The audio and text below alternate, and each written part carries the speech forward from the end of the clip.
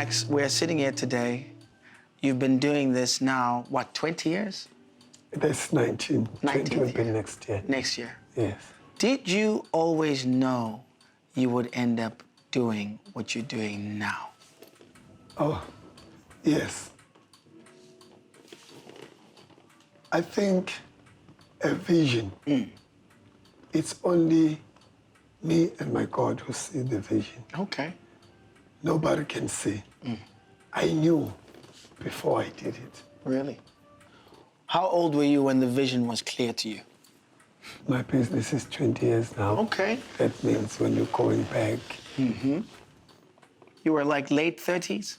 Yeah, I think so. Okay. And what was life like back then? Good? It was difficult. If you look at your background, where you're coming from, there is nothing good to a black child, because we grow up hustling everybody in the township, and we always fighting to go on top, to reach our dreams, which are because we are born disadvantaged. But Max, upumap, emlas. I'm from originally south coast of Devon. I moved when I was young. I was staying alone in the shack. At 13? Yes. Okay. I was deciding what to eat. I was deciding to go to school. I was deciding what I want to be, which means that I started to be matured in the early stage. Okay. Because of the situation I grew up with. When you grow up in a disadvantaged environment, that makes your mind be matured in the early stage. Okay, yeah. Because you have to be a man. Yes. When you're still a child. And you don't have an option. Okay. There's a person who's having an option. There's a person who don't have an option.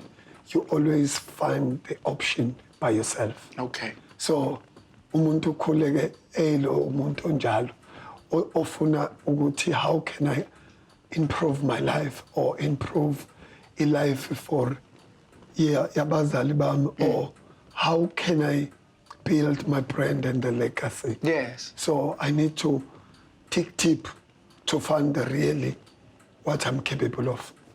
So Max, you were 13, you were living in a shack. Circumstances have forced you to take responsibility. But you said something to me before. You said you made a decision. You don't want to be paid. You want to pay salaries. Yes, it started from school, where the high school at Swelihle was in a C-section of Mlazi. My teacher, my former teacher, was just doing the accounting. Okay.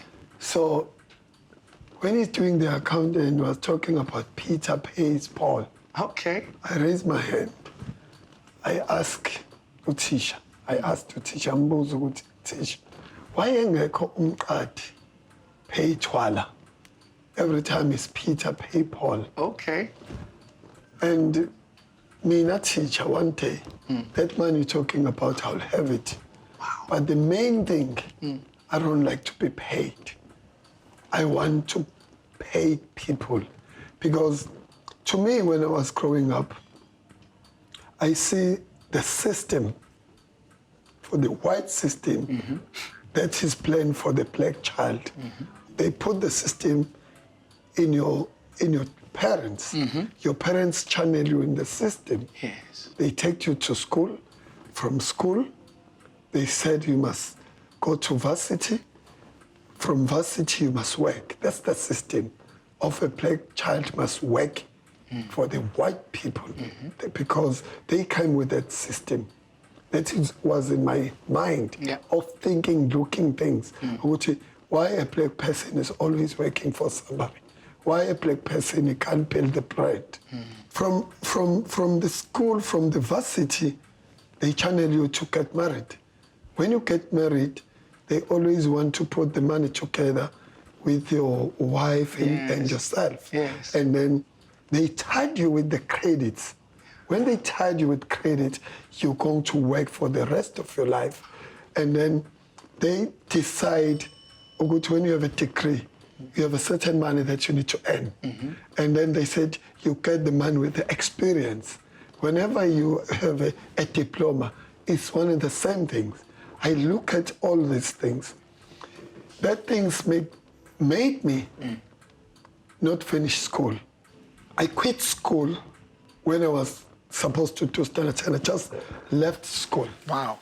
Okay. And then I was started the business in the young age. I started to have a tuck shop. Okay. When I started to have a tuck shop...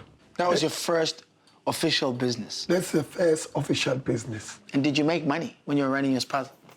It was not easy, but because when you have a wisdom and you are the chosen one, you never fail. Do you believe you're the chosen one? I believe so. Amazing. Okay, so what happened? I went home to my dad. I asked 1,000, and my father gave me that 1,000. And me and the guy was partnership that time. He go and borrow 1,000. We have 2,000. Nice. The first money that we made 3,500. Wow. It was huge. That's a lot. Yeah, that time we went to macro. It was our first time to qualify to work macro. Because in life you qualify. You go on stages. You don't jump. Once you jump, you'll fall down.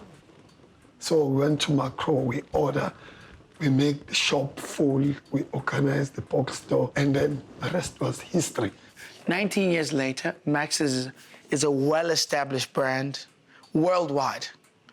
You've got a strong customer base and it's growing every day. And you're now officially opening your place. Tell me why now? Why are you opening now? In fact, I'm a person who's not rushing things. And I always listen to money. I don't do what I wish. Okay. In life, you must listen to money. Don't buy a car when the money is not said so. Because people, they do things because they feel like doing it. They end up putting themselves in the deep end. So when I was building my business, people was praising Max Lifestyle. But to me, I was not happy because I have this vision that people, they don't see this vision. I said, let me launch it this year because I almost done 90% of this vision Max Lifestyle. Wow, okay. And what I noticed, black people, they don't do brand. They do every time something end up falling apart. You said, there was this brand was trending.